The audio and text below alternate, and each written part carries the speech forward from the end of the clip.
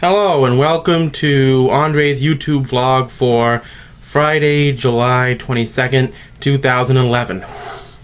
I don't know if I can get close enough for you to see, but I am sweating a lot today. It's, looking out the window and feeling the breezes coming in. It's very dry, very arid, but also very humid. It's probably getting pretty close to 100 degrees out there. I mean, we've had some pretty hot weather all week and it's been climbing. It's at least in the mid-90s. I'm not complaining at all. It was a really cold winter, and despite the breathing irregularity, I'm kind of glad this kind of day is here.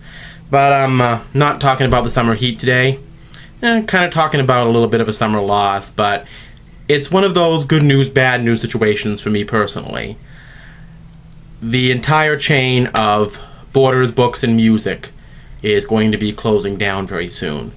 I recently received an email from them, because I'm a Borders Reward member, stating that starting today they're going to have a massive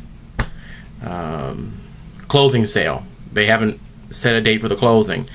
The email claims that due to things like ebooks and the economy and what have you, they simply haven't been able to keep themselves afloat. Now, I've been going into Borders a lot the past few months, trying to honor coupons and seeing if they have anything good, especially in their music department. And there's some books that have come my way, too. But, to be honest, I found that they've actually become more interested in desperately trying to get people to take up on special offers that will tend to make money for them, rather than, pass the discount on to the people. And that's kind of unfortunate that, they weren't able to keep afloat and they weren't really doing the right thing to make that happen. But I didn't want to share some sad thoughts about Borders closing down. We all have enough sad thoughts in our day, including myself, to dwell about that. I wanted to talk to you about some of the pleasant memories I had from Borders. My family and I actually made a lot of friends at Borders. People, some of whom we still talk to today. It used to be a source of fun. I remember my mom, when I was younger, my teens, 16, 17, going in there and finding new music. Rufus Wainwright, a guy I would never have known about if it hadn't been for Borders. They had a great listening station there, and my father used to buy an enormous amount of books there, and I used to go and hang out with friends and watch live jazz bands in the cafe, which is now gone. It's turned into Seattle's best. Kind of part of the reason why it's been closing down. They've been making it a little more generic.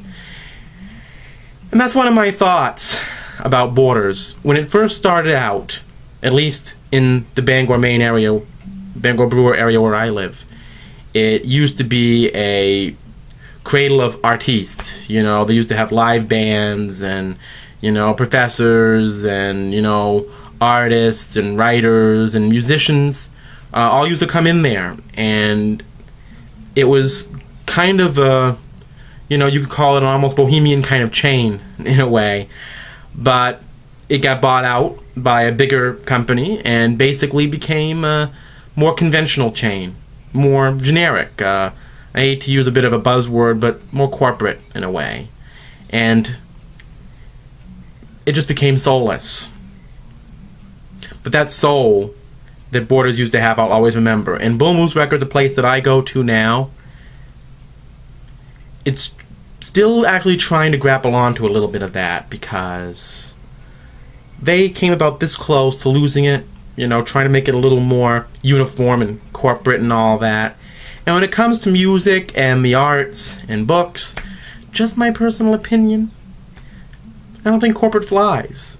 I think you have to have it more of an incorporation, more about the people coming together to make this work. And, that's what I remember about Borders most of all.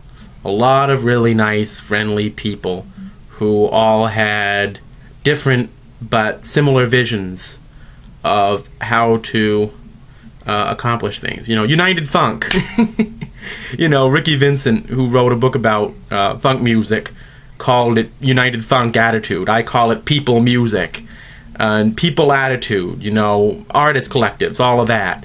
That's what Borders always represented to me. So, goodbye Borders chain for now, but also for the past 10, 12 years, goodbye the Borders I knew. But I've held on to the memories of the old Borders for a long time, and I'm going to hold on to the memory of Borders for a while, what it used to represent for me. I think that's important too. This is Andre's YouTube vlog for July 22nd, signing out.